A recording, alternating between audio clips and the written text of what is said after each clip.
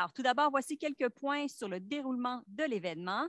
Alors, je suis accompagnée, on pourra le voir sur le plateau. Là, vous voyez actuellement que l'événement est enregistré. Donc, avec moi sur le plateau, il y a M. Simon Bastien, conseiller principal de la firme BIP Recherche qui a effectué cette étude. Merci beaucoup, M. Bastien, d'être là. Également, Mme Juliette Rochman, qui est coordonnatrice au développement économique à Accès Entreprises Beauharnois-Salaberry. Elle représente la table de concertation main-d'œuvre de Beauharnois-Salaberry et du Haut-Saint-Laurent. Elle nous parlera des services offerts aux entreprises et des pistes de solutions, des actions et des projets porteurs. Bonjour. Bonjour, merci. Alors, nous avons énormément de contenu à vous partager. Nous avons donc divisé les 90 prochaines minutes en 4 segments. Ce ne sera pas long. Ici. Donc, à la fin de chacun de ces segments, il y aura une période de questions à laquelle, j'espère, vous allez participer nombreux. Pour poser vos questions, vous les écrivez directement dans la boîte de clavardage. Si vous avez des problèmes techniques, n'hésitez pas aussi à nous écrire dans la boîte de clavardage. On tentera de vous aider. À Mme Magali Demé, directrice du Centre territorial de l'Ouest chez Service Québec. Alors, bonjour à tous. Je tiens d'abord à saluer M. Sylvain Cazes, attaché politique de la députée Claire Isabelle de Huntington, à Mme Mireille Théoret, également attachée politique, mais de la députée Claude de Bellefeuille de Salaberry-sur-Roi, et M. Pierre Montreuil, conseiller politique du député Claude Rey de Beauharnois. Alors, chers partenaires et chers invités, bonjour. Bienvenue au dévoilement des résultats de l'enquête des besoins des entreprises de Beauharnois, Salaberry et du Haut-Saint-Laurent. Je me présente, Magali Demé, je suis directrice du Centre territorial de l'Ouest de la Montérégie pour le ministère du Travail, de l'Emploi et de la Solidarité sociale. Alors, en qualité de représentante du ministère, il m'est essentiel aujourd'hui de mettre en lumière tout le travail qui a été réalisé conjointement avec les partenaires qui ont investi dans le projet stratégique pour la Montérégie. Comme cette collaboration est une première pour ces deux territoires, j'ai d'autant plus de fierté à participer à la présentation des fruits de cet exercice. C'est remarquable de constater à quel point nos organisations ont fait preuve d'agilité et ont su travailler ensemble. Elles sont parvenues à proposer des solutions innovantes tout en tenant compte des spécificités des entreprises qui en ont besoin particulièrement cette année. Le développement et l'implantation d'un projet comme celui d'une enquête sur les besoins de main-d'œuvre sur les deux territoires requiert des aptitudes pour la synergie des équipes. Ce projet fait appel avec justesse à la complémentarité des forces de chacun. Alors, un grand merci à tous les partenaires qui ont uni leurs forces et créé la table de concertation main-d'œuvre de Beauharnois, Salaberry et du Haut-Saint-Laurent. Alors, au sein de cette table, plusieurs secteurs sont représentés. On a les secteurs de la formation et de l'éducation, ceux de l'économie et de l'emploi, ainsi que le secteur de l'immigration. À titre de bref rappel, c'est à l'automne 2021 que les membres de cette table ont convenu de la nécessité de réaliser une enquête d'envergure. Alors, cette enquête avait pour but de mieux répondre aux besoins et aux enjeux de main-d'œuvre des petites et moyennes entreprises, donc qui comptaient entre 1 et 250 employés sur nos territoires. Nous le savons, le phénomène de pénurie de main-d'œuvre est plus que jamais au cœur des préoccupations de tout le marché du travail. Alors, quels sont par contre les besoins spécifiques des entreprises, que vous soyez une entreprise anglophone dans le milieu rural ou encore dans le secteur de la formation? Dans un premier temps, il a fallu documenter les informations pertinentes relativement aux besoins des entreprises face aux enjeux de la main-d'œuvre. Ensuite, nous avons planifié et organisé de manière concertée les activités qui étaient prioritaires à établir. Alors, l'enquête a été confiée à la firme BIP Recherche, qui, au cours de son mandat, a sollicité de plus de 1334 entreprises des territoires concernés. Bien sûr, M. Simon Bastien, conseiller principal de la firme BIP Recherche, qui est avec nous aujourd'hui, partagera les résultats de cette enquête. Des pistes de solutions concrètes ont également été ajoutées aux résultats, comme des projets de concertation entre le ministère du Travail, de l'Emploi et de la Solidarité sociale et le ministère de l'Immigration, de la Francisation et de l'Intégration, ainsi que les partenaires. L'espace de concertation créé entre les partenaires dans le cadre de ce projet d'enquête s'avérera à ce titre fort utile dans le développement de projets porteurs qui contribueront certainement à la prospérité, à la richesse collective et au développement de nos territoires et de la région de la Montérégie. En effet, miser sur la création de l'unicité dans les solutions est une proposition rassembleuse pour l'ensemble des partenaires impliqués dans le projet. En terminant, je tiens à rappeler que le ministère est toujours en action dans ces communautés auprès des entreprises et des individus afin de contrer la pénurie de main-d'œuvre. Maintenant, place à de nouvelles solutions que nous pourrons mettre en œuvre ensemble pour faire la différence en Montérégie. Alors, je vous remercie et je laisse la parole à Mme Catherine Lune-Rollet, notre animatrice pour la matinée. Merci beaucoup, Madame Demey, d'avoir si bien dressé la table. Alors, comme vous l'avez mentionné, la pénurie de main-d'œuvre est un grand sujet d'actualité, évidemment un enjeu majeur pour les entreprises de nos deux MRC.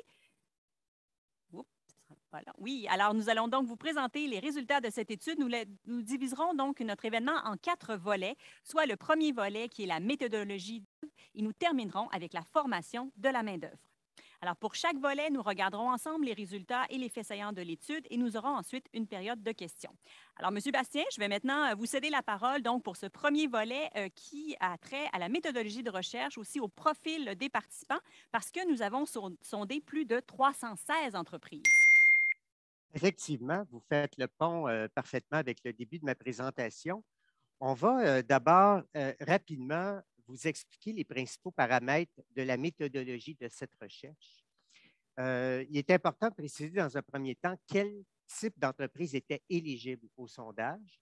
C'était évidemment des entreprises qui étaient situées sur le territoire de l'une ou l'autre des deux MRC, Beauharnois-Salaberry ou le Haut-Saint-Laurent. Elle devait avoir 2 employés salariés et plus, que les décisions concernant l'embauche du personnel soient prises localement, ce qui ne veut pas dire nécessairement dans l'entreprise même, mais minimalement au Québec, mais de préférence en entreprise. Donc, toute entreprise dont la décision d'embauche était à l'extérieur du Québec était exclue. Et nous parlions à la personne qui était responsable en totalité ou en partie des décisions relatives aux ressources humaines, principalement le recrutement, la formation, le questionnaire. Le taux de réponse aurait été beaucoup trop bas. Donc, chaque entreprise a d'abord été contactée par téléphone pour expliquer les objectifs et demander aux gens de prendre quelques minutes pour pouvoir y répondre. Donc, nous avons par la suite, aux personnes qui ont voulu participer, envoyé par courriel le lien permettant d'accéder au questionnaire en ligne. La période de collecte a eu lieu sur une période de 2 mois, donc de la mi-octobre jusqu'au 23 décembre 2021. Et nous avons effectué plusieurs relances, autant téléphoniques que par courriel, tout au long du processus. Nous avions donc une population valide d'un peu plus de 1300 entreprises et de celles-ci, 316 répondants, donc 316 entreprises ont complété le questionnaire dans sa totalité pour un taux de participation de presque 25 ce qui, dans le contexte actuel où les entreprises sont extrêmement sondées, est quand même un taux assez bon, ce qui donne une marge d'erreur de 4,8 donc une marge d'erreur tout à fait convenable pour un sondage en ligne. Alors, qui étaient donc ces gens qui ont participé? Oui, effectivement. Donc, je vais brièvement vous faire part du profil des répondants en 4 variables. Il y a plus de choses, mais je vais me limiter à l'essentiel. Dans un premier temps, la localisation, qu'une très grande longévité des entreprises. 73 des répondants existaient depuis plus de 20 ans et seulement 11 depuis moins de 10 ans. Lorsqu'on regarde le nombre d'entreprises, ben c'est beaucoup le portrait typique finalement de la PME québécoise. On sait qu'on est une province ou un pays de PME et on le voit si on additionne 2 à 4 et 5 à 9, donc moins de 10 employés, c'est 51 des répondants et 15 à 50 employés et plus. Donc, c'est vraiment de la très petite entreprise en forte majorité. Maintenant, si on regarde oh, pardon, ça va un petit peu trop vite. Je vais m'y faire. Il me semble qu'il y a une acétate manquante. Enfin. Alors, on est ensuite au profil des emplois. Oui. Ah, ici, non, vous avez secteur d'activité. C'est ça, je ne la vois pas, en fait. Oui, mais je peux vous la donner. Oui, si je la connais à peu près par cœur, oui, simplement pour vous mentionner que donc, tous les secteurs étaient quand même assez bien représentés. Le secteur qu'on appelle primaire et secondaire, donc les ressources naturelles, la construction et la fabrication, c'était un quart, un cinquième, ce qui est transport, entreposage, commerce de gros. Donc, c'est un peu l'amont du secteur tertiaire, c'était 13 Le commerce de détail était bien représenté avec 18 Le secteur de la santé et le secteur public, 17 des répondants. Et le 32 restant, C'est un amalgame de tous les autres secteurs du secteur tertiaire, par exemple l'hébergement, la restauration, les arts, les spectacles, la finance, les services professionnels, techniques, immobiliers, etc. Je ne vous ferai pas tout ce détail. Voilà. Alors maintenant, je vais vous faire part On va passer à l'autre après, oui, du exactement. profil des emplois, qui sera la dernière partie de ce premier volet. Donc, ce qu'on constate, c'est que le nombre d'employés moyens total des répondants est 28,4 28,4 tout court, pardon, divisé en 74 d'emplois à temps plein, 20 d'emplois à temps partiel et 6 d'emplois saisonniers. Au total, nos 316 entreprises répondantes cumulent presque 9 000 emplois. C'est quand même beaucoup. Dont 1 800 à temps partiel et 540 saisonniers. L'importance majeure des emplois à temps partiel, par exemple, dans le secteur du commerce de détail, l'importance de l'emploi saisonnier dans le domaine également du commerce de détail, mais beaucoup dans le secteur primaire et secondaire. Donc, pour le reste, je pense que je peux passer les détails, là, mais c'est pour dire simplement, c'est qu'il y a des secteurs où on retrouve des surreprésentations de saisonniers ou de temps partiel, ce qui est normal. Lorsqu'on segmente les types d'emplois selon le genre, donc on n'aurait pas pu mieux inventer un scénario. Ce n'est pas inventé, c'est exactement 50,0 % d'hommes, 50,0 % de femmes. On ne peut pas plus être paritaire que ça. Sauf que lorsqu'on regarde rapidement les variations, on constate que dans le secteur primaire et secondaire, on a 76 % d'hommes. Dans le commerce de gros, transport, l'entreposage, 72 % d'hommes. Mais à l'inverse, dans la santé, secteur public, massivement des femmes à 82 et les femmes sont légèrement majoritaires dans les autres domaines du secteur tertiaire. Sont chez les moins de 25 ans, 22 % chez les 25-34, 37 % chez les 35 à 54 et 55 ans et plus, 27 %. Je retiens ici simplement, c'est qu'on voit une surreprésentation des jeunes dans le commerce de détail, c'est normal, une surreprésentation des travailleurs âgés dans le commerce de gros, le transport et l'entreposage. Sinon, c'est à peu près également réparti. Et j'ai presque terminé ma section.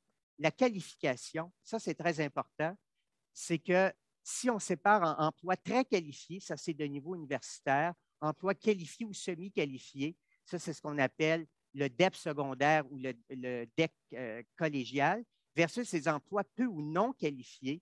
Alors, on a 13 % des emplois sont qualifiés, 39 % moyennement qualifiés et 48 % peu ou non qualifiés. Ce qu'on constate dans les différences, c'est que le commerce de détail comporte une très forte proportion d'emplois non qualifiés, alors que le secteur santé, secteur public et, dans une certaine mesure, secteur primaire et secondaire, on a plus d'emplois qualifiés, pas du même type, mais qui requièrent des diplômes qualifiants. 23 % des répondants prévoyaient une croissance. Cette année, c'est 32 et pour l'horizon 23-24, 37 %. Donc, on est en croissance. L'AMRC est en croissance. Et juste pour vous dire, je termine avec ça, le nombre de postes à pourvoir totalise chez nos répondants 841 cette année et 579 l'an prochain. Wow, hein, alors, c'est tout un défi, là. C'est un gros défi. Alors, je pense que le bassin d'emploi, en tout cas théoriquement, à pourvoir cette année, l'an prochain, d'ici 2024.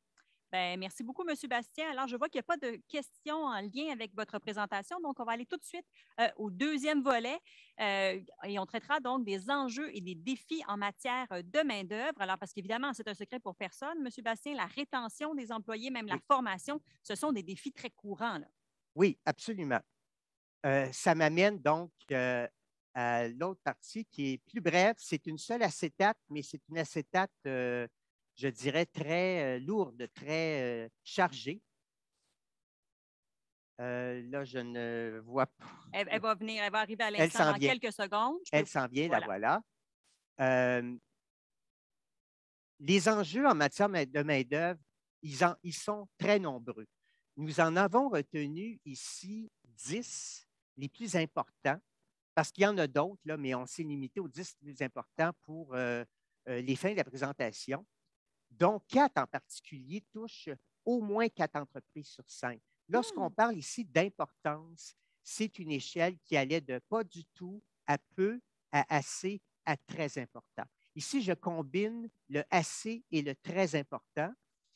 Ce qu'on voit, c'est qu'il y a 3 enjeux, en particulier lorsqu'on regarde le très important, c'est la formation, la rétention, suivie de près de la formation et du recrutement des employés qualifiés. Donc, pour ces 3-là, on est autour de 50 à 55 de très important, oui.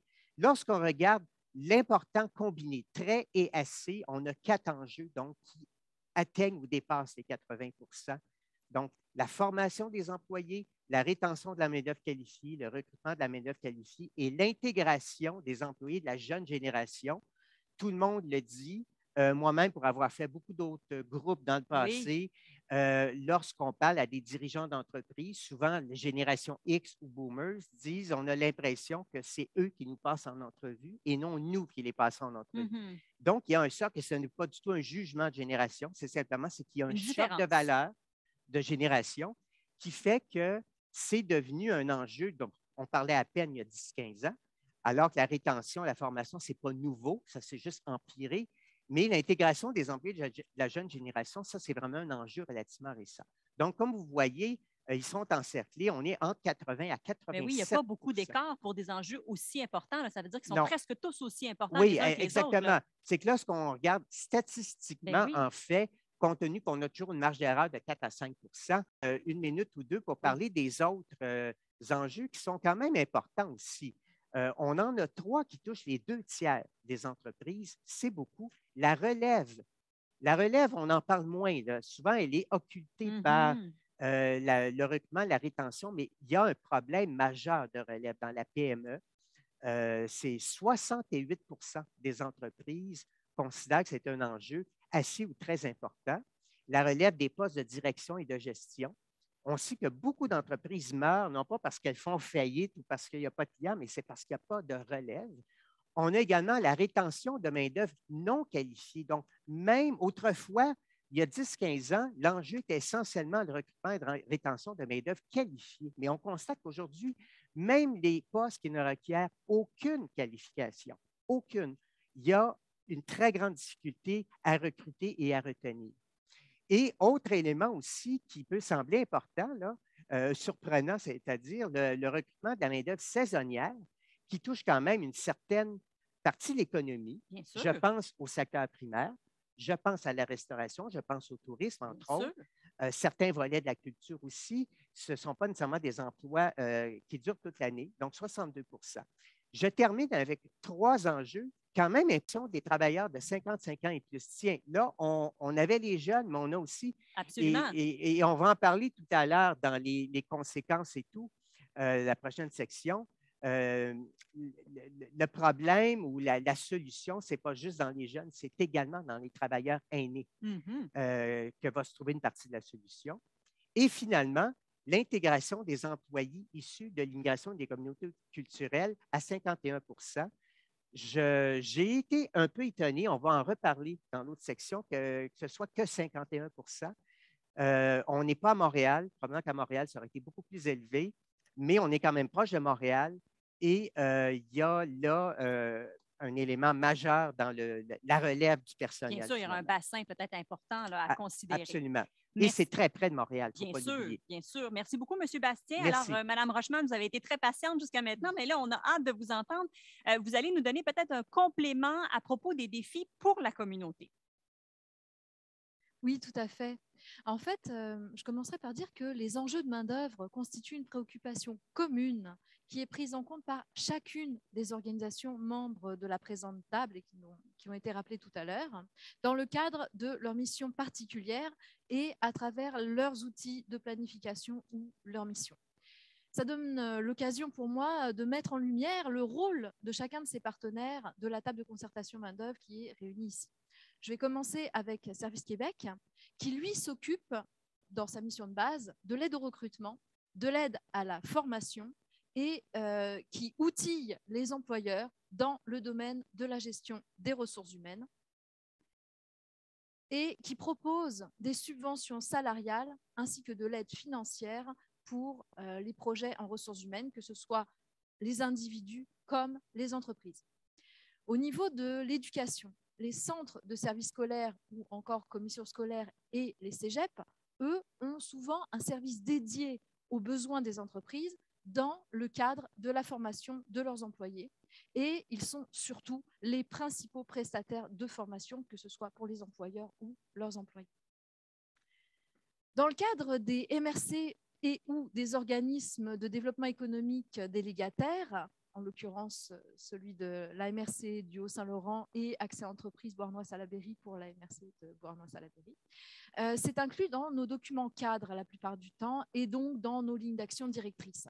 Dans le cadre de la MRC du Haut-Saint-Laurent, eh bien, cette dimension main-d'œuvre, ces préoccupations vont être intégrées à même leur entente avec le ministère de l'économie, c'est-à-dire dans leur plan d'intervention d'affectation des ressources. Ça s'appelle PIAR, ce terme-là. On en a, nous, d'ailleurs, on l'a déjà intégré à notre ADN, puisque la préoccupation de main-d'œuvre figure dans nos 2 documents cadres qui sont notre plan stratégique et notre PIAR. C'est formulé de la sorte, c'est soutenir les organisations de tous les secteurs d'activité dans leurs défis de main-d'œuvre, et ça dans les 2 documents. Enfin, pour le ministère de l'immigration, de la francisation et de l'intégration, ses champs d'intervention, c'est bien sûr l'immigration, mais on parle là de procédure d'immigration, c'est-à-dire l'aide à constituer un dossier, faire poster la demande finalement qui est un peu complexe, le recrutement à l'international et également l'intégration des individus sur le territoire. Je terminerai ce volet en faisant une mise en bouche pour la suite. C'est-à-dire que si chacune des organisations contribue à répondre aux enjeux de la main-d'œuvre, les défis inhérents à la situation actuelle et dont nous venons d'avoir un aperçu à l'instant, nécessitent des réponses concertées et c'est exactement ce message-là, qui est d'ailleurs bien plus que subliminal, que véhiculent les résultats de la présente enquête. Et je vous repasse la parole pour justement qu'on en apprenne davantage. Parfait. Merci beaucoup, Juliette. Alors, maintenant, on va passer à la période de questions. Là, je vais voir si on a un expert avec nous. Ils pourront certainement vous aider. En attendant que les questions entrent, peut-être, monsieur, je l'adresse à tous les deux. Comment, on a parlé de l'importance de la main-d'œuvre immigrante sur notre territoire. Comment éviter qu'elle retourne à Montréal? Avez-vous des suggestions ou des idées de ce qu'on pourrait faire ou Mais moi, j'en ai effectivement, mais je préfère la garder pour le prochain volet. Oui. En fait, ça sera abordé plus directement. Bon. Ça va avec les solutions qui sont envisagées pour les difficultés ou les enjeux de recrutement. Je ne vais pas empiéter sur le temps de réponse, mais oui, ça sera abordé. Oui, et effectivement, dans ma troisième partie, on va aborder la question. Donc, je pense qu'effectivement, ça serait mieux placé d'y répondre à ce moment-là. Bon, bien parfait. On avait aussi une question par rapport à comment intéresser les jeunes à rester travailler pour les entreprises, mais j'imagine qu'on en parlera aussi à ce moment-là dans ce volet-là. Bon, bien fantastique. Alors, maintenant, nous allons passer au résultat du troisième volet, sans doute très attendu de votre part. Il s'agit du recrutement et de la main-d'œuvre. Donc, comment les employeurs en 2022 trouvent-ils des nouveaux employés? Vous pouvez peut-être éclairer nos lanternes, M. Bastien? Oui, ça, c'est un très gros morceau de l'enquête. C'était le plus important qui touchait le recrutement, oui. Le premier, c'était d'abord par quels moyens? Quels sont les moyens que les employeurs utilisent? Ce qu'on constate, il y en a 5 qui dominent à 54 %. Suivent ensuite 3 moyens d'à peu près égale importance, donc environ un tiers des répondants.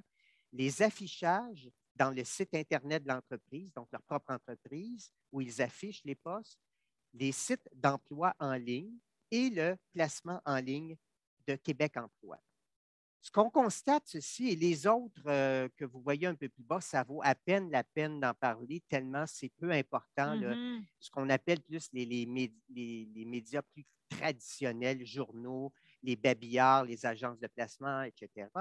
Alors, je vais me concentrer sur les 5 premiers. Ce qu'on constate de très intéressant, c'est que 4 de ces 5 moyens les plus importants sont des moyens Internet. Absolument. Mais ça, c'est bon pour la nouvelle génération quand on dit qu'on veut Exactement, accrocher les exactement. jeunes. Donc, les réseaux sociaux et celui qui est en 3, 4 et au 5e rang, le seul qui n'est pas Internet, qui est majeur et probablement qui va continuer à demeurer très majeur, c'est les références. Les références, c'est le réseau plus informel. Le bouche à oreille. Le bouche à oreille, exactement. Ça, j'ai l'impression que ça a toujours été important et c'est demeuré important.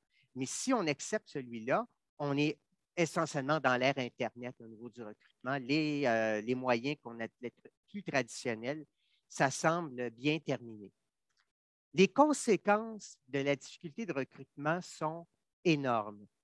Il y en a une, et il y en a une vraiment qui domine toutes les autres à 79 %, c'est que les employés, les gestionnaires doivent travailler plus d'heures.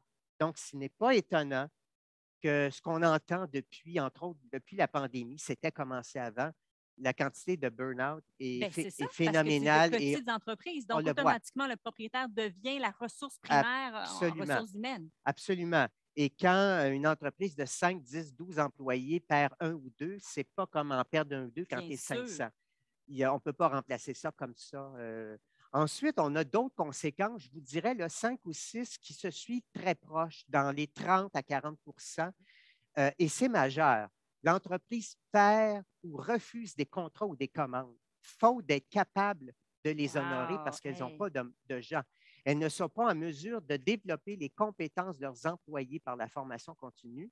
Elles n'ont pas le temps carrément. Elles doivent annuler ou reporter les projets de bonification de leur offre de services. Donc, autrement dit, ça limite leur croissance future. Elles ont des contrats ou des commandes en retard. On le constate dans toutes les chaînes d'approvisionnement. Bon, là, il y a d'autres facteurs qui sont... Les entreprises sont moins concurrentielles. Elles doivent réduire leurs heures ou leurs ouvertures d'opération. On le voit ça beaucoup, entre autres dans le commerce de détail. Et il y en a même, et que pour 28, presque 3 entreprises sur 10 avouent que la qualité des produits s'est détériorée. C'est énorme. Ben oui, c'est pas bon, ça. Oui. Alors, je vais peut-être vous laisser grâce des autres, mais ça vous donne une idée. Cumuler tout ça, les conséquences sont dramatiques carrément. Bien, pour les PME, mais je dirais même pour l'économie du Québec en général, l'économie de la MRC aussi, ça va avoir vraiment des impacts à long terme. Et je peux vous confirmer qu'il n'y a pas de différence selon les secteurs d'activité. C'est vrai dans pratiquement tous les secteurs. Des mines, des forêts dans le secteur primaire, jusqu'au tertiaire, services aux entreprises, aux services à la clientèle, c'est le même problème. Alors, qu'est-ce qu'on peut faire pour Qu'est-ce qu'on peut faire? Beaucoup de mesures. Je vais me concentrer sur peut-être les 5-6 les plus importantes. L'augmentation des salaires et des avantages sociaux, ça va de soi, on n'a pas le choix si on veut être concurrentiel. L'embauche de travailleurs plus jeunes, même que souhaités dans certains cas. L'embauche de travailleurs retraités, hein, on revient encore à nos deux extrémités des générations, 61 %. Et l'autre élément, c'est peut-être plus inquiétant, l'embauche de travailleurs moins qualifiés que souhaités, c'est-à-dire que, faute d'avoir un bâtif, mais ça montre que ce n'est pas quelque chose qu'on aurait vu il y a 10 ans. Je dois aussi donc mentionner 4 ou 5 autres mesures parce qu'elles touchent plus ou moins 50 % des répondants. L'embauche de travailleurs issus de la migration ou des communautés culturelles à 55 %. Celui-là, on l'oublie parce que, rappelez-vous que dans le secteur primaire, secondaire et une partie du tertiaire, entre autres l'entreposage et le commerce de gros, les femmes sont quasi absentes. Alors, c'est l'embauche de femmes dans des métiers non traditionnels, 54 %. L'embauche de travailleurs autochtones à 50 %. L'investissement, là, ça, c'est carrément du marketing interne. Presque une entreprise sur 2 fait son propre marketing pour être plus attirante. Diviser un poste à temps plein en 2 à temps partiel pour pouvoir accommoder un certain nombre de gens. Et ben voilà, alors je vais me limiter à ça, mais ça montre quand même que beaucoup de mesures. Peut-être juste un petit mot. L'embauche à l'international est beaucoup plus bas. Ça, il faut tenir compte que le contexte COVID a rendu bien beaucoup sûr. plus difficile. Normalement, on aurait peut-être été dans les 40 en temps normal, mais le moment où a été l'enquête, parce qu'on sait dans d'autres études qu'on fait, c'est très difficile actuellement, les restrictions qui font qu'on plaint, c'est qu'une entreprise sur deux accepterait d'embaucher des jeunes plus éloignés du marché du travail. Ce qu'on appelle des jeunes, dans le fond, des jeunes qui ont des difficultés, qui ont des parcours familiaux, qui ont des, comme on dit, ne sont pas nés du bon côté de la vie. Mm-hmm. Et donc, mais moyennant d'être suivis par des intervenants, évidemment, parce que là, on ne peut pas les laisser lousses comme ça, des intervenants qui leur permettent graduellement d'adopter des modes d'alternance, travail-études, etc. Donc, quand même qu'une entreprise sur deux soit ouverte. Absolument, c'est quand même bien. Il y a une C'est belle très ouverture d'esprit intéressant. ici, là. Oui. Les postes restés vacants, juste pour vous donner une idée, j'ai 56 autrement dit, vous avez zéro, aucun poste vacant, c'est 44. Donc, j'en ai 56 qui avaient des postes vacants, donc des postes qui attendaient des gens qui n'étaient pas là. Ça totalise 686 postes vacants chez nos 316 répondants. Wow. Donc, des jobs, dans le fond, qui Bien sont sûr. théoriquement existants et qu'il n'y a personne pour les combler. Ce qu'on constate, je vais me concentrer sur les trois premières raisons pourquoi ils ont des postes vacants. Manque de candidats compétents, 3 et le manque de candidats d'expérience. Parce que pour certains postes, on ne peut pas embaucher Bien sûr, des personnes sans expérience. Oui. Donc, ces trois-là, ensemble, dans le fond, ça totalise, c'est 82 des entreprises ont dit une ou l'autre de ces trois raisons, c'est qu'on est dans la question du manque de candidats pertinents. Parce que regardez, les conditions salariales, ce n'est que 29 les horaires de travail, 21. Donc, ce ne sont pas des facteurs, en tout cas beaucoup moins importants que la question soit de la qualité, la compétence, le manque de formation, le manque d'expérience. Absolument.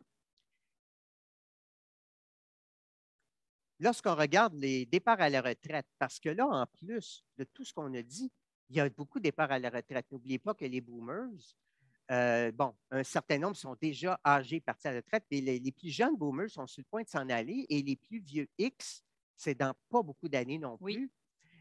Donc, pour l'instant, on a 29 des entreprises prévoient des départs à la retraite en 2022, c'est-à-dire un autre 183 postes qui vont être à combler. Vous êtes comme un peu un porteur de mauvaises nouvelles. J'ai hâte qu'on arrive aux solutions. Oui, effectivement. Mais bon, on dresse la situation qui est vraiment réelle. Oui, absolument. Cette étude, allez-y, c'est que seulement 14 des entreprises ont mis en place des actions, des mesures pour recruter de la main-d'œuvre immigrante. Seulement 14. Alors qu'on sait que ça pourrait être encore une fois un bassin intéressant. C'est d'autant plus intéressant qu'on est quand même dans une région extrêmement centrale, immédiatement au sud-ouest de Montréal. Moi, j'ai vu, je n'aimerais pas de région, mais j'ai vu des études qu'on a faites en région beaucoup plus éloignée, où c'était 20, 30, 40 des répondants avaient déjà mis en place des mesures où il n'y en a pas d'immigrants, où ils ne vont pas naturellement, alors que là, qu'on est à côté de Montréal, là, il y a vraiment quelque chose, je pense, il y a une piste majeure à travailler auprès des entreprises. Et ce qu'ils ont fait comme mesure ou action, c'est embaucher à l'international, 56 faire appel à des organismes locaux. Ma collègue pourra peut-être mieux expliquer cela tout à l'heure, à 21 ou faire appel ou encore établir des relations avec des organisations immigrantes d'accueil de nouveaux arrivants. Donc, ce sont principalement les actions qui ont été mises en place. Les freins à l'embauche de la main-d'œuvre immigrante. Et là, je vais en partie répondre peut-être à une question. Absolument. Qui était, c'est la bureaucratie, en fait. Si j'avais à résumer ça, la complexité des démarches de recrutement à l'international, ça prend quasiment quelqu'un dans l'entreprise qui est connaissant parce que ce n'est pas évident. La barrière de la langue, immigrante dans la région, et pourtant, encore dit, on est à côté de Montréal. Méconnaissance des moyens pour rejoindre cette clientèle, manque de disponibilité de la main-d'œuvre et ainsi de suite. Il y a quand même 28 des entreprises qui disent qu'il n'y a aucun frein. Ce que je vois aussi, c'est que peut-être pendant la pandémie, on a eu, à cause évidemment des frontières qui étaient fermées, moins d'immigrants qui ont été accueillis déjà au Québec. Aussi. Et si on appelait aussi davantage d'immigrants à venir travailler, en tout cas, on pourra voir avec vous, Mme Rochman, je pense que vous avez presque terminé, mais il y avait peut-être aussi cette réalité pandémique qui n'a assurément pas aidé la cause. Ça a exacerbé le problème, effectivement. Mais malgré tout, oui. D'autres études qu'on a faites durant la pandémie, on avait beaucoup plus que 14 des entreprises qui avaient. Donc là, ici, j'aurais pu comprendre dans une région comme la Gaspésie, le Bas-Saint-Laurent ou la Côte-Nord à la limite, mais si près de Montréal, si central, ça m'a étonné, honnêtement. Alors, ça va conclure quand même les principaux éléments que j'avais à dire. Je pense que je n'ai pas besoin de résumer de nouveau. C'était déjà assez bien résumé. Oui, et je vous laisse la parole pour la suite. Je vous voyais, Mme Rochman, avoir envie de prendre la parole. Je pense que vous avez plein de choses à nous dire. Alors, allez-y, on vous écoute. Eh bien, tout d'abord, concernant le recrutement, malheureusement, il n'y a pas de miracle. Hein. Il n'est pas possible, malheureusement, d'imprimer de nouveaux travailleurs, comme je l'ai souvent entendu dire dans les différents organismes qui s'occupent de main-d'œuvre. Par contre, les pistes de solutions sont à chercher dans plusieurs directions. Je dirais d'abord parmi les groupes sous-représentés, je reviendrai tout à l'heure sur ce qu'est un groupe sous-représenté, le recrutement justement à l'international et le renforcement des compétences des employeurs pour le recrutement et la rétention de main-d'œuvre. Je vais commencer par les groupes sous-représentés. Qu'est-ce qu'un groupe sous-représenté? Ce sont les personnes éloignées du marché du travail, dont il a été fait mention un peu plus tôt, les jeunes, les travailleurs expérimentés, les personnes judiciarisées, la diversité culturelle et la population immigrée. Qui s'occupe de ça? Eh bien, essentiellement Service Québec, qui facilite l'intégration de ces groupes au marché de l'emploi par divers programmes de subventions salariales. Il y a également d'autres organismes, notamment qui assurent la transition entre ces personnes éloignées et l'emploi, qu'on appelle des entreprises d'insertion. Pour les jeunes et l'attraction des jeunes des autres régions, il y a Place aux jeunes sur notre région. Donc, on a quand même un certain nombre d'organismes et de structures qui s'en occupent. Par rapport au recrutement à l'international, il offre également la possibilité d'organiser des missions de recrutement international spécifiques pour les régions et avec un accompagnement de Service Québec. Ce que fait également le ministère de l'Immigration et de la francisation, c'est qu'il favorise l'intégration des travailleurs étrangers sur les territoires. Et en partenariat avec les municipalités et les MRC qui le souhaitent, à travers un programme qui s'appelle le programme d'appui aux collectivités, il permet d'élaborer un plan d'action qui définit les gestes à poser de façon à être plus attractifs, à recruter à l'international et à mieux intégrer les travailleurs internationaux. Quand je dis mieux intégrer, c'est-à-dire qu'ils font en plus de ce plan d'action un travail de sensibilisation auprès de la communauté d'accueil, c'est-à-dire les OBNL, les entreprises, la population locale, par le biais d'événements particuliers pour sensibiliser une population qui ne serait pas ouverte, qui ne serait pas habituée ou familière avec le recrutement international. Peut-être revenir d'ailleurs sur la question qui a été posée tout à l'heure. Pourquoi est-ce que les immigrants retourneraient sur Montréal ou ne viendraient pas en région? Il y a la question des services essentiellement. C'est-à-dire que, je prends le plus basique, il y a le logement et le transport. Ces deux éléments pour lesquels, dans ce domaine-là, ou pas en fonction de la réalité locale, mais si on se demande pourquoi, les pistes de solutions sont à comprendre et à chercher. Même chose pour l'hébergement aussi. Même chose pour l'hébergement. On a peut-être des emplois pour des personnes non qualifiées, donc il faut avoir des logements qui ne sont pas trop chers non plus pour que les gens puissent venir dans la région et puissent être hébergés. Je soulignerai quand même au niveau du logement qu'il y a eu un développement résidentiel très important. Je parle pour la MRC de Beauharnois-Salaberry, y compris dans les municipalités rurales. Et ça, c'est quand même un bon point, je dirais, une première base, une première marche pour pouvoir accueillir des travailleurs en général, pas seulement les travailleurs issus de l'immigration. Donc, il y a quand même un bon effort, pas dans la bonne direction. Un bon potentiel, parfait. Des choses qui sont faites dans cette direction-là. Par rapport à la question de la rétention de main-d'œuvre plus spécifiquement, parce qu'on l'a dit, c'est la troisième voie. J'ai dit travailleurs qui ne sont pas traditionnellement ciblés, recrutement à l'étranger et là, je dis renforcement des compétences en matière de rétention.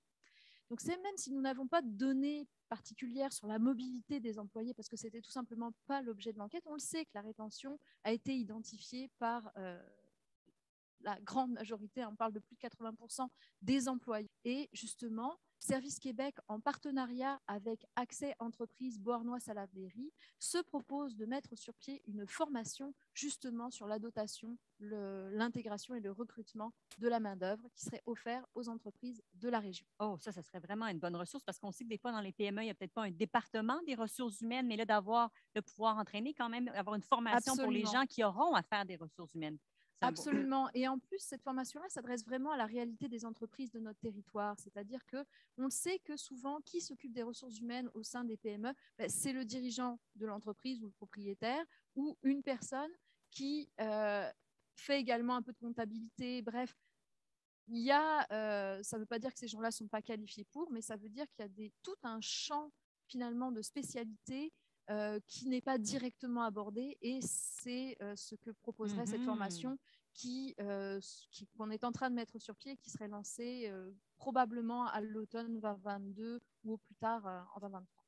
Un autre geste qui a été posé, cette fois-ci un partenariat entre Accès Entreprise Beauharnois-Salaberry et la Chambre de commerce Beauharnois-Salaberry, c'est de mettre sur pied une cellule RH. Parce que là, ce qu'on cible cette fois-ci, c'est le partage d'informations entre entreprises elles-mêmes et les opportunités de réseautage. Parce que, on l'a vu à travers les moyens de recrutement qui sont actuellement d'échanger, bref, de se réunir pour être le plus efficace possible. Enfin, à travers cette étude, ça nous a marqué, ça nous a réveillés, je dirais. Tous les acteurs qui sont présents sur la table en main-d'œuvre, qui ont contribué à l'étude dont on est en train de présenter les résultats, se sont dit c'est pas possible qu'on laisse aller ça. On s'est mis ensemble pour mener cette enquête-là. Dans le cadre de cette présentation, on a décidé de la laisser active, c'est-à-dire que chacun des organismes participants qui a été rappelé en début de la présentation va rester en veille et va se concerter avec les autres et continuer à travailler ensemble. C'est également, donc je vais rappeler, je ne pense pas qu'ils aient été nommés, donc c'est les bureaux de Service Québec de Salaberry et Huntington, c'est la même circonscription pour le MIFI, la commission scolaire Vallée des Tisserands, le centre de service scolaire Vallée des Tisserands, la commission scolaire Nos Frontières, le cégep de Valleyfield, le Carrefour Jeunesse Emploi de Beauharnois-Salaberry, la MRC du Haut-Saint-Laurent et Accès Entreprise Beauharnois-Salaberry. Ce sont les partenaires actuellement présents sur la table et qui ont décidé d'agir de façon conjointe entre eux, mais également avec d'autres partenaires de leur territoire. Donc, c'est une invitation à contacter, qui est adressée à tous, aux entreprises, aux citoyens, à qui a besoin de discuter ou d'avoir une relation avec ces organismes. C'est une invitation à nous contacter, chacun en fonction de l'enjeu qui sera ciblé et des responsabilités que j'ai nommées au début de chacun des organismes. Merci beaucoup. Alors, on va passer maintenant à la période de questions. Je sais qu'il y avait Mme Rochefort qui se demandait si vous aviez des graphiques, un PowerPoint à présenter, mais on a gardé donc ces graphiques et ces chiffres pour la présentation de M. Bastien. Je voulais simplement vous dire aussi qu'on pourra vous envoyer le document complet de M. Bastien dans les prochains jours. Ça vous sera envoyé par courriel.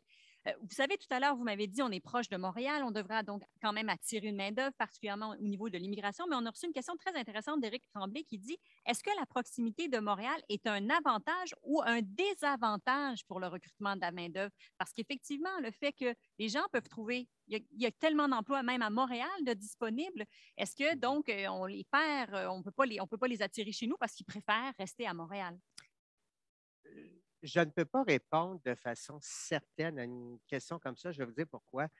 C'est que les données que je vois, autant d'études qu'on a faites que de données que j'ai pu faire dans le cadre de recherche macroéconomique, font qu'il y a, que ce soit à l'échelle du MRC, d'une région administrative, peu importe, ou même de regroupement de régions, c'est ni plus facile ni plus difficile, autant dans les régions ressources les plus éloignées que la capitale nationale, que ce qu'on appelle les régions centrales, par exemple l'Estrie, Thetford Mines, Asbestos, le centre du Québec, la Mauricie.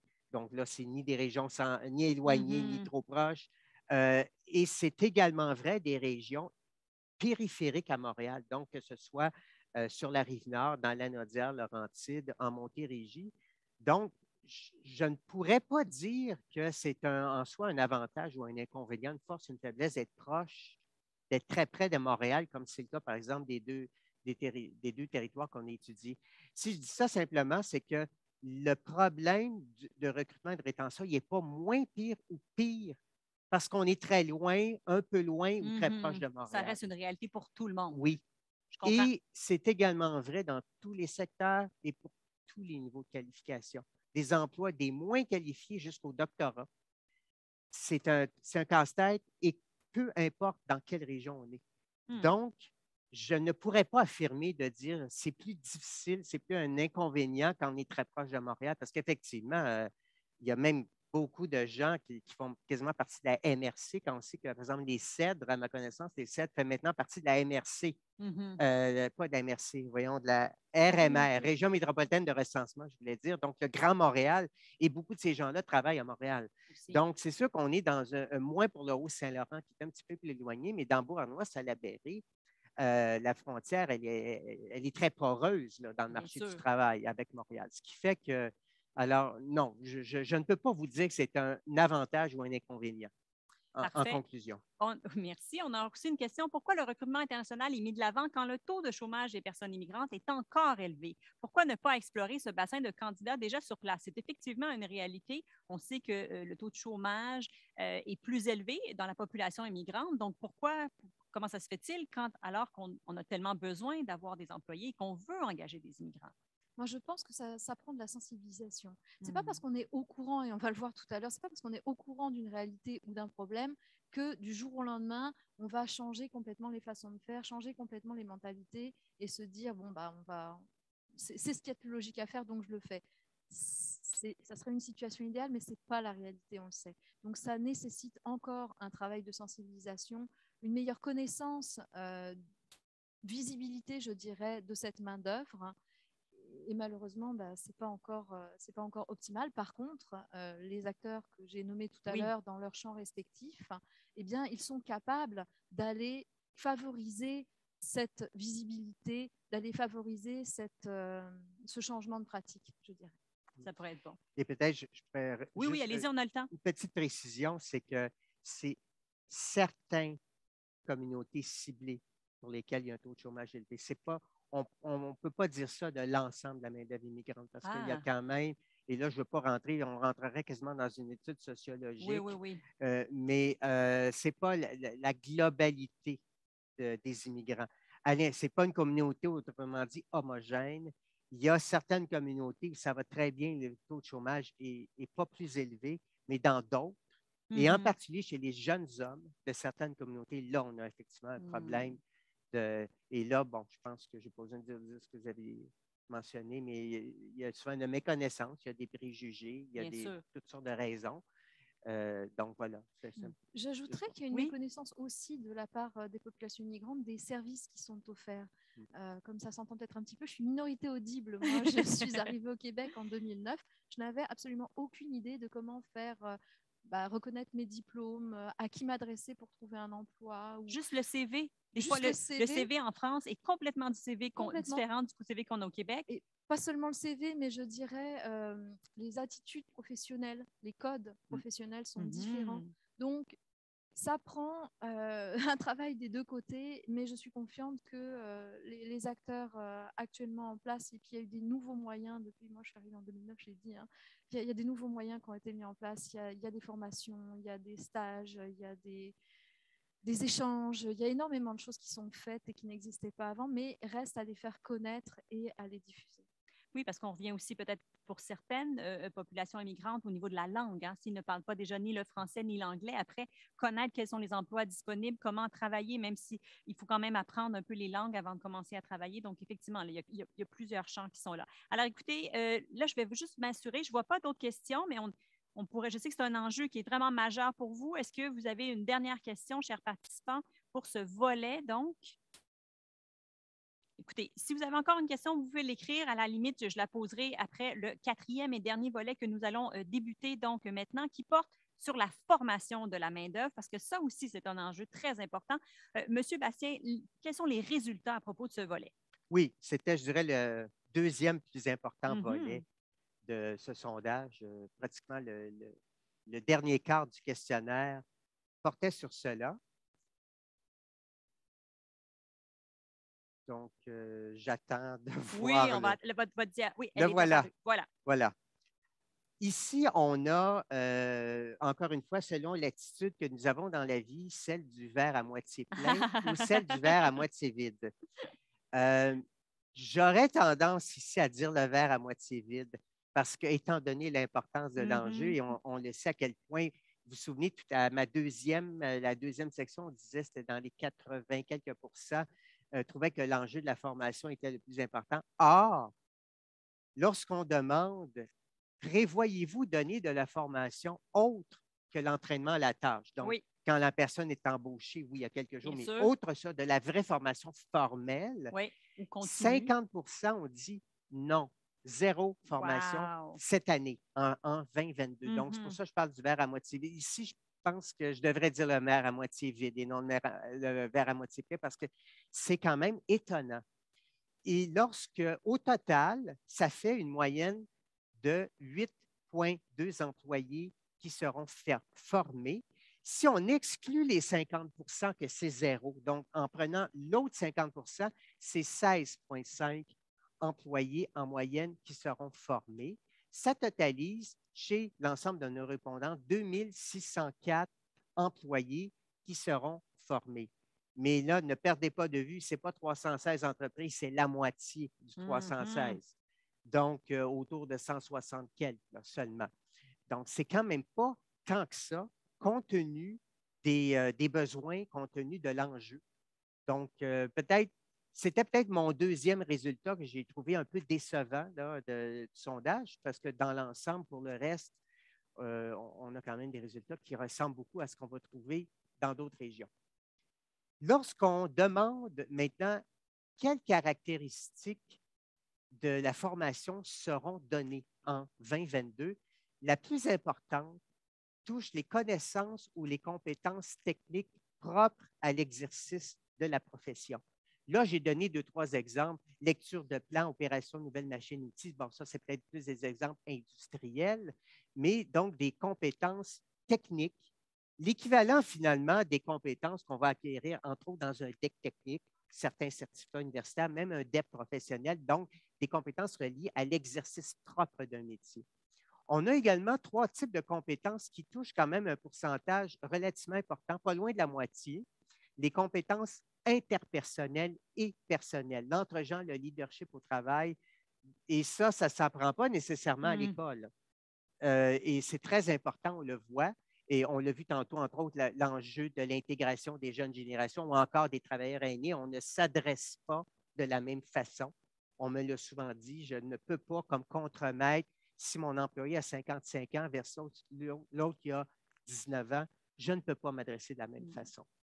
Les connaissances et les compétences en gestion, 44 c'est énorme. Et ici, il faut comprendre, ce n'est pas nécessairement juste des gestionnaires de haut niveau, ça peut toucher les superviseurs, les gérants, les contremaîtres. Donc, la prise de décision, l'organisation du travail, la gestion du temps. Et j'ai également les connaissances informatiques qui sont encore, on l'oublie, beaucoup de gens n'ont pas nécessairement Absolument. une base, parce que ce qu'on appelait la base il y a 10-15 ans et la base aujourd'hui, ce n'est plus du tout la même chose. C'est presque 4 entreprises sur 10. Et donc, les compétences numériques, là, c'est un niveau plus poussé. Les sites transactionnels, les gestions de communauté, les gestions de bases de données, un autre 25 Donc, on voit ici que ce qui est l'informatique plus base ou plus avancée, c'est quand même, je veux juste terminer avec une, Ça, c'est c'est pas étonnant. Moi qui ai déjà fait du bénévolat dans une association d'alphabétisation, j'ai 19 des compétences de base en lecture et en écriture et en calcul. Et ça, c'est pas étonnant. C'est la réalité très cachée, très taboue, mais il y a encore de la formation en littératie de base.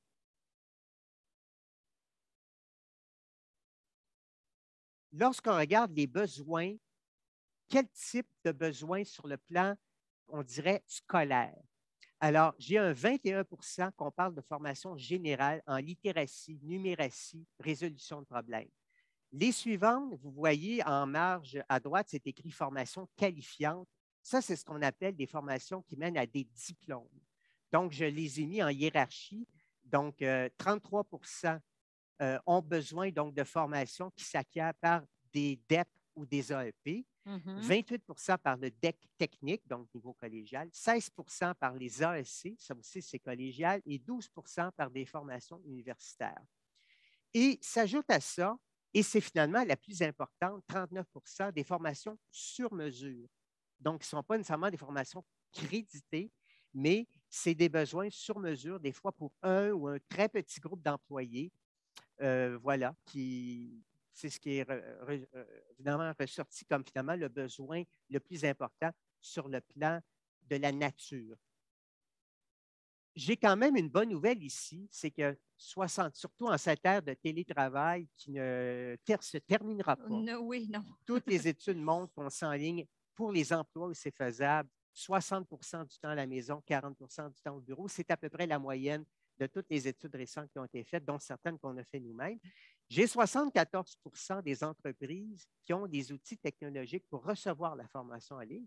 C'est une bonne nouvelle, ce qui fait que, et on peut se présumer que le 26 c'est de toute façon des types d'emplois pour lesquels ça ne peut pas s'appliquer. Oui. Entre autres, on le voit ça beaucoup dans le secteur primaire et secondaire. Les métiers, les jobs doivent se faire, les machines-outils sont là, on ne peut pas faire ça de chez nous. Hein. Mais pour la grande majorité des emplois du secteur tertiaire, autres que le commerce de détail, là aussi, il faut être en ligne, ou l'accueil touristique, mais dans beaucoup d'autres domaines du secteur tertiaire, le télétravail est possible. Donc, on voit que les entreprises sont outillées. Je vais terminer ma dernière acétate, celle-là est un petit peu plus grosse. Lorsqu'on demande maintenant quelles seraient, là, ce ne sont pas les intentions de formation, ce n'est pas nos 50 c'est beaucoup plus large. Là, c'est tous les répondants. Quels seraient les besoins futurs? Donc, sur un horizon qui n'est pas juste cette année, là, mais au cours des prochaines années, quels seraient vos grands besoins? Alors, ce qu'on constate, d'abord, il y en a beaucoup, puis ils ne se différencient pas tant que ça. Là. Les 2-3 premiers touchent à peu près un tiers, mais on voit que ça baisse doucement en escalier. Donc, on ne peut pas dire que j'ai 2-3 besoins qui dominent très largement sur les autres. Le plus important, c'est les formations en lien avec la gestion. Donc, puis ce n'est pas étonnant parce que tous les défis qu'on a vus qui touchent les enjeux de main-d'œuvre, c'est d'abord et avant tout de la gestion. Donc, communication, on inclut la gestion au sens large, les différents types de formations universitaires comme l'administration en général, les communications, le marketing, la mise en marché, la gestion des ressources humaines, évidemment, peut-être même en premier lieu. Vous avez la santé et sécurité au travail et il ne faut pas penser ici, il s'agit juste du secteur industriel. Là. Santé, sécurité, ça s'applique à tous les secteurs d'activité. Ça arrive en deuxième avec 30 toutes les formations techniques en lien avec les métiers industriels, l'agroalimentaire, le manufacturier, l'entreposage, le transport, la construction, 27 la bureautique, le secrétariat, la comptabilité, 22 les formations en lien avec les technologies de l'information, l'informatique. On inclut là-dedans, là, je ne l'ai pas précisé, tout ce qu'on appelle l'usine 4.0. Donc, la numérisation, tout ça, c'est 18 les formations en lien avec les métiers de la santé, parce qu'on avait quand même beaucoup de répondants, 13 et les formations linguistiques à 11 Je vous fais grâce du reste, là, mais c'était vraiment les plus importants. J'ai été quand même étonné que 24 des entreprises, 1 sur 4 disent « Je n'ai aucune formation, aucun besoin de formation requis dans le futur ». Je suis extrêmement, je ne dis pas qu'elles ont menti, Oui, oui. mais d'après moi, elles Surpris. ne le réalisent pas. Ça me semble impossible qu'une entreprise sur 4 n'ait aucun besoin de formation dans le futur, probable simplement qu'elles ne se rendent pas compte ou qu'elles ne sont pas conscientes de certains besoins. Parce que ça m'apparaît, est-ce que j'ai dit 24 14, j'ai mal vu 14 le oui, c'est chiffre, je suis 14. Ben, il désolé. y avait ne sais pas à 8. Là. Je sais que vous ne voulez pas les Oui, additionner, mais on oui, n'était pas le ne loin sais quand même pas, de oui. 24. Le Oui, ne oui. sais pas souvent s'applique, Oui. c'est-à-dire s'interprète comme étant il n'y en a pas. Donc, C'est ça. effectivement, finalement, je n'étais pas trop loin quand on parle d'un quart, là, ne savent pas ou aucune formation nécessaire. C'est quand même beaucoup, je pense, dans ce contexte, lorsqu'on voit tous les besoins et l'importance les exigences futures vont être de plus en plus élevées en matière de tout, de gestion, d'informatique, de communication, enfin, on l'a Mais vu, est-ce que là. ça se peut aussi que parce que les employeurs sont tellement débordés Oui, que ils oui. peuvent, tu sais, à moins que ce soit une formation vraiment nécessaire, là, ils ne peuvent pas se projeter dans l'avenir, ils ne peuvent même pas penser à ça parce qu'ils ont tellement d'autres feux à éteindre que la formation, malheureusement, tombe un peu, comme on dit en bon québécois, en deux cracks. Là. Vous avez totalement raison. On le voit. Bien, si je fais juste pour enchérir avec Oui, ce que oui. vous dites, dans le domaine de la recherche, on le voit, les taux de réponse ont baissé depuis 2-3 ans. Ce n'est pas parce que les gens sont moins intéressés, ils sont débordés. C'est ça. Voilà. On le voit, et dans tous les domaines, on le voit. Un autre exemple, si je vous me donnez Oui, oui, 15-20 absolument. Là, on a secondes, plein de temps. tout ce qu'on appelle l'industrie 4.0, on fait des recherches dans le baromètre industriel québécois qui touche tout le secteur manufacturier, la numérisation des entreprises, qu'on appelle la 4e révolution industrielle, Oui. qui devrait théoriquement être très avancée. Il y a encore la moitié des entreprises qui n'ont rien fait. Pas parce qu'ils ne veulent pas, ils disent « j'ai pas le temps ». C'est ça. Et je n'ai pas les ressources humaines compétentes pour le faire. Alors, oui, vous avez raison, ça peut s'expliquer ainsi. Alors, il vous reste une dernière planche qui est donc vos faits saillants. On peut peut-être la regarder pendant quelques secondes avant de passer la parole donc à Mme Rochman pour sa dernière intervention. Je veux vous dire qu'on arrive aussi bientôt à notre période de questions. Là, j'ai vu qu'on avait reçu quelques questions. J'ai vu aussi qu'on avait une question de M. Richard. Je suis désolée, on n'a pas eu le temps de vous la poser tout à l'heure. Ne vous inquiétez pas, restez avec nous. On va pouvoir la poser dans quelques instants.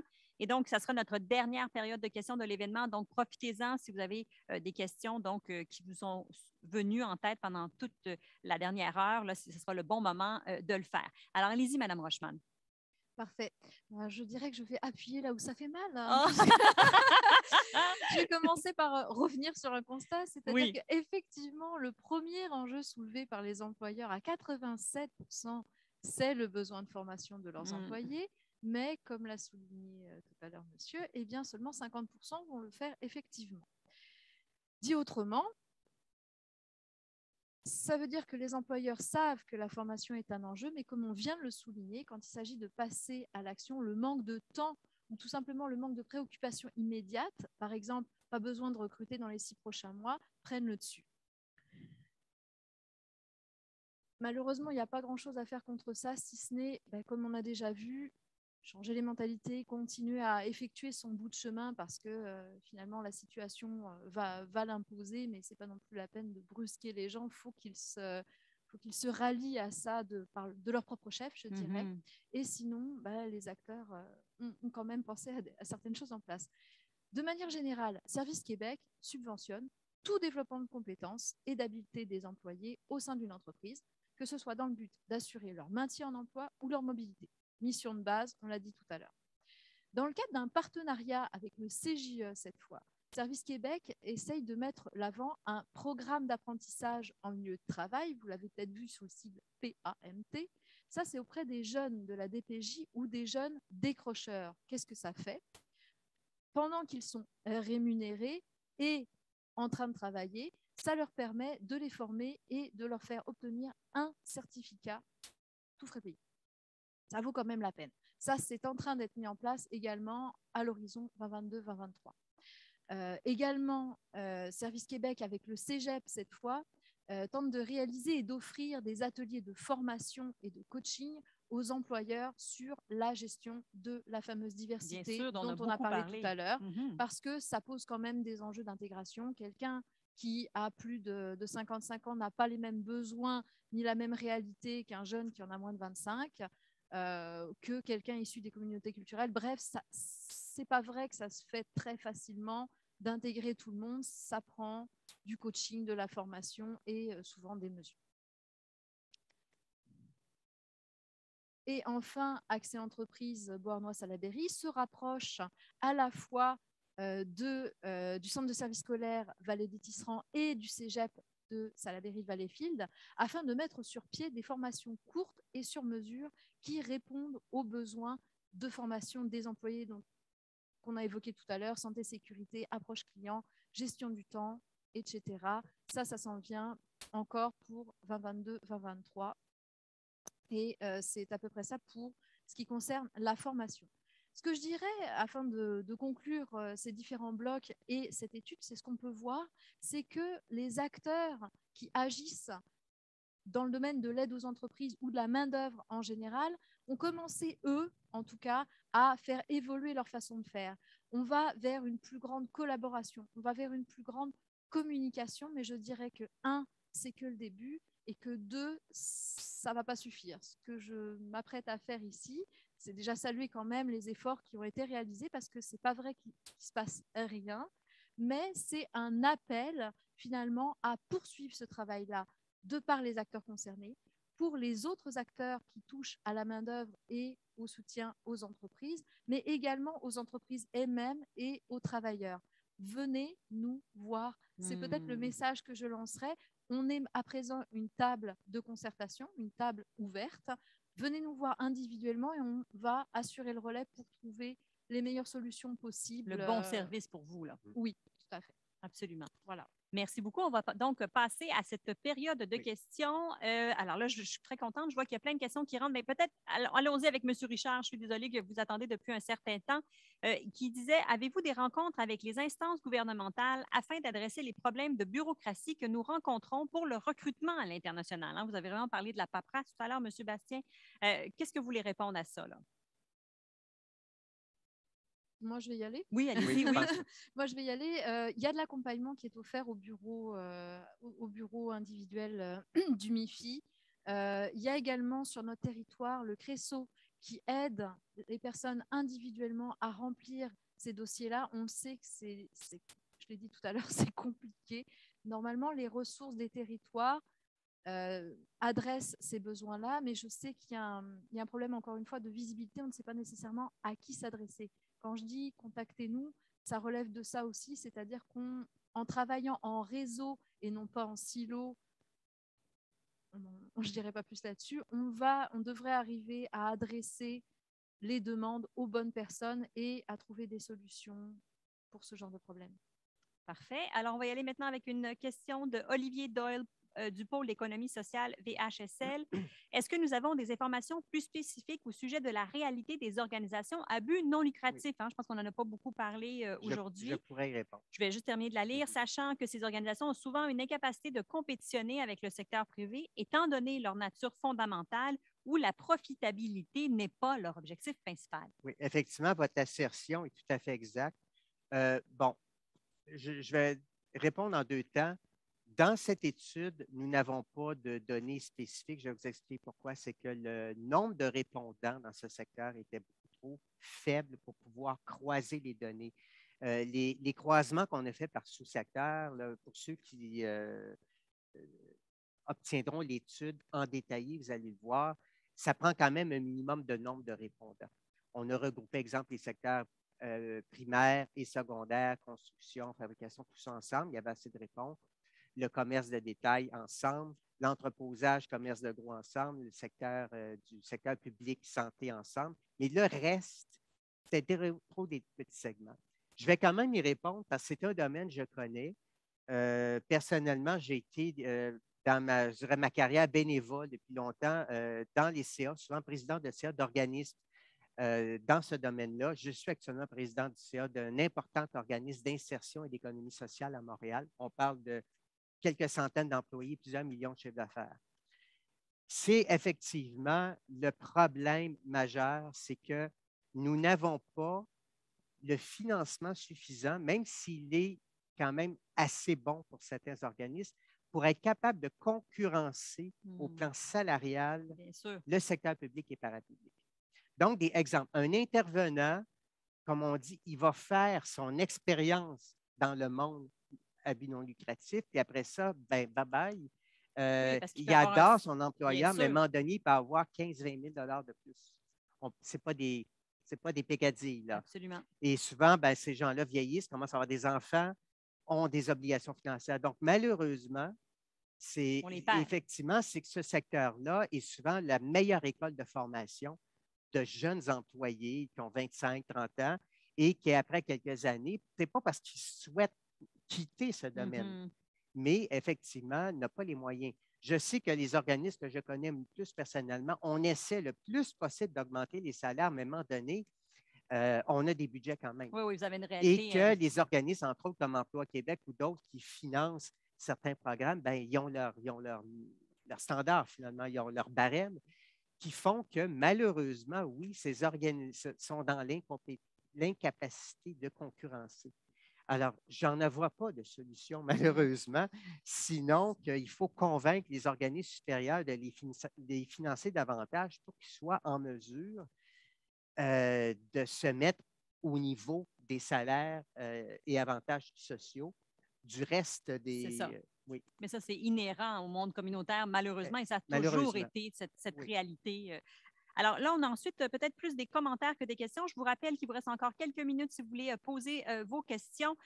Lucie Chartrand dit plusieurs organismes en employabilité préparent les personnes au marché du travail, nouvelles technologies, attitudes en emploi, etc. Donc, on revient avec les ressources. exact. Est-ce que vous vouliez rajouter quelque chose là-dessus?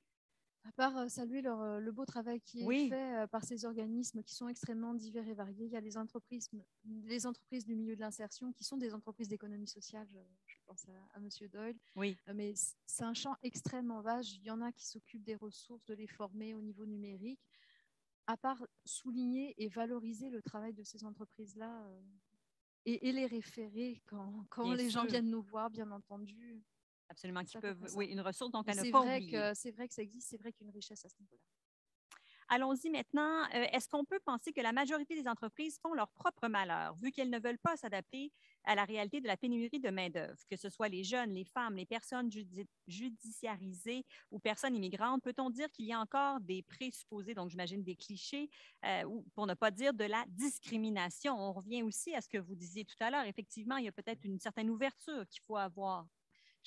La façon dont c'est formulé est un peu dure. Oui. Parce que il y a des raisons pour lesquelles ces tendances persistent, mais oui, malheureusement, il y a des préjugés encore. Et ça prend, comment je dirais, une entreprise qui est déjà débordée, qui doit travailler plus, comme on l'a vu, parce qu'elle n'arrive pas à recruter. Il faut avoir l'impression de faire ce choix-là par défaut, alors que ça devrait être une ressource.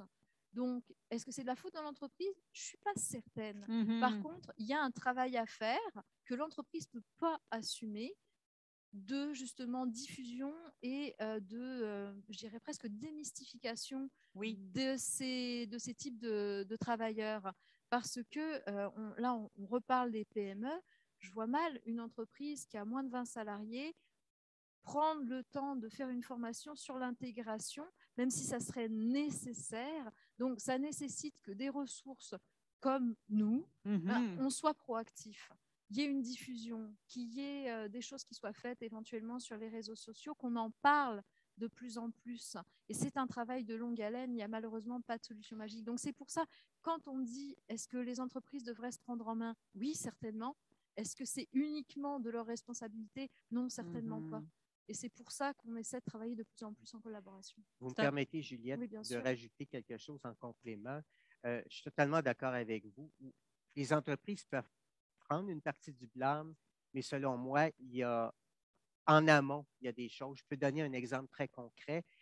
Parlons des femmes et non des immigrants. Je lisais il n'y a pas longtemps que les femmes viennent d'atteindre 3 de la main-d'œuvre en construction. 3 Je ne suis pas sûr que ces entreprises de construction, nécessairement, qui sont sexistes ou misogynes. Il faut aller en amont aussi. Les femmes, les jeunes femmes ne vont pas dans les programmes. Là, je donne l'exemple des jeunes femmes dans ces programmes-là. Ça peut être vrai pour beaucoup d'immigrants ne pensent pas. C'est qu'en amont, il y a un travail et là, c'est pas ma Défrichage, d'une spécialité, de certaine façon, oui. conviction des jeunes d'aller étudier dans des domaines qui, effectivement, a priori, ne penseraient pas d'aller, où le passé, les préjugés ont fait qu'elles ne s'y retrouvent pas. Moi, je suis convaincu que s'il y avait beaucoup de jeunes femmes qui allaient dans les métiers de la construction, elles seraient accueillies. Ça ne veut pas dire qu'il n'y en aurait pas des attitudes de misogynie ou ça, mais je pense en majorité à bras ouverts parce que les entreprises ont besoin de main-d'œuvre. Bien sûr. Donc, je dis que c'est un exemple. Ça, ce n'est pas la faute de l'entreprise. S'il n'y a pas assez de certains groupes ciblés qui ne s'inscrivent pas dans des programmes, on se comprend que ça, c'est en amont là, des entreprises. Donc, oui, les entreprises peuvent avoir un blâme. Oui, il y a des préjugés, je suis d'accord, mais il ne faut surtout pas rejeter le blâme entier sur les entreprises. Il y a un important travail en amont d'intérêt, et ça part dès le secondaire, d'intéresser des gens à des domaines, des jeunes auxquels ils n'auraient peut-être même pas pensé, peut-être parce que soit que ça ne faisait même pas partie de ce qu'ils savent que ça existe, ou soit pour des raisons sociales, effectivement, de dire, oh, ben, une fille, ça ne va pas là-dedans. Tu sais. Donc, c'est comme, en fait, il faut de la conscientisation à tous les niveaux, à toutes les étapes, exactement. à tous les moments. Exactement. OK. Alors, je vais voir, je pense qu'il n'y a plus de questions. Je vais laisser encore quelques secondes juste au cas. Mais j'aimerais quand même qu'on se laisse. Vous nous avez donné énormément d'informations. Il nous reste encore quelques petites minutes, peut-être, avec un beau message d'espoir. Parce que je pense qu'on s'adresse à vous, chers entrepreneurs, chères personnes qui avez des entreprises. Je sais que vous vivez une situation difficile. On vous a bombardé de chiffres aujourd'hui. Et donc, peut-être que ça serait intéressant quand même de leur dire, parce qu'on sait qu'ils sont débordés, qu'ils font du mieux qu'ils peuvent, évidemment.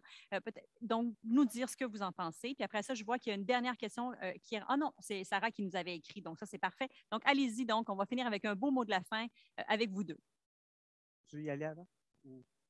Oui, par exemple. Mais je pense que le mot de la fin, je l'avais un peu annoncé tout à l'heure en disant que au niveau des instances gouvernementales, au niveau des services qui sont offerts aux entreprises, ça fait plusieurs années, mais pas tant que ça, qu'on essaie de changer nos pratiques.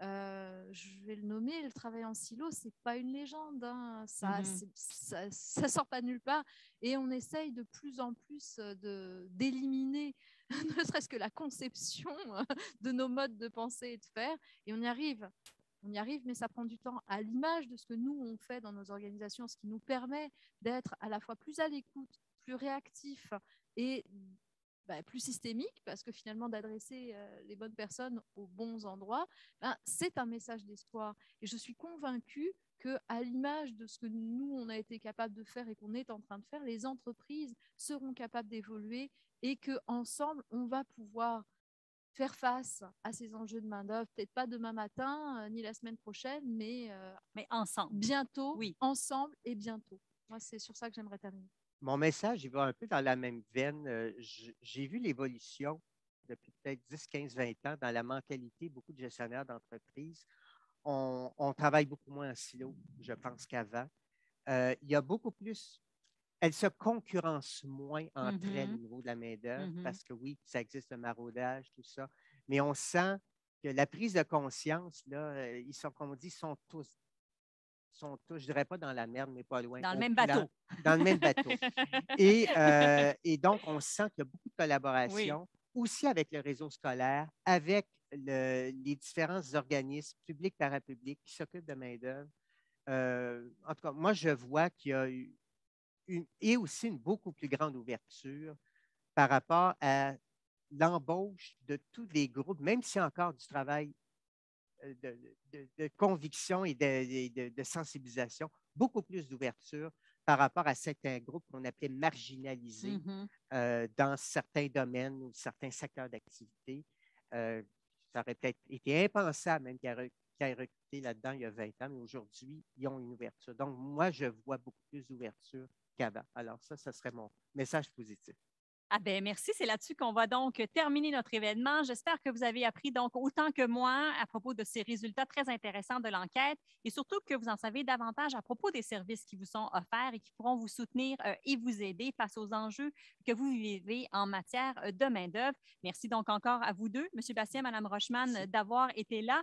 Je vous annonce que le document donc, de M. Bastien vous sera envoyé dans les prochains jours. Également, la vidéo de l'enregistrement. Je sais qu'il y a des moments, peut-être certaines personnes ont manqué des petits moments de l'enregistrement, donc vous allez pouvoir la réécouter de façon complète. Ça vous sera donc envoyé, encore une fois, très prochainement. Je veux aussi prendre le temps de remercier donc tout le comité organisateur de cet événement, en particulier Steve Gauthier et Sana Benaki de Service Québec, également toute l'équipe de Gendron Communication qui a aidé à la logistique de cet événement, ainsi que Happening qui nous a accueillis dans leur studio. Mon nom est Catherine Lune Rollet. Je vous remercie de votre présence et de votre attention et je dois dire, et je vous l'annonce à vous, qu'on a eu le même nombre de gens pendant toute la durée de l'événement, ce qui arrive très rarement en virtuel. Normalement, on a une grande, on perd des gens en cours de route, mais là, vraiment, vous êtes restés avec nous jusqu'à la fin. Donc, je pense que c'était un sujet qui vous intéressait et je vous souhaite une très belle fin de journée.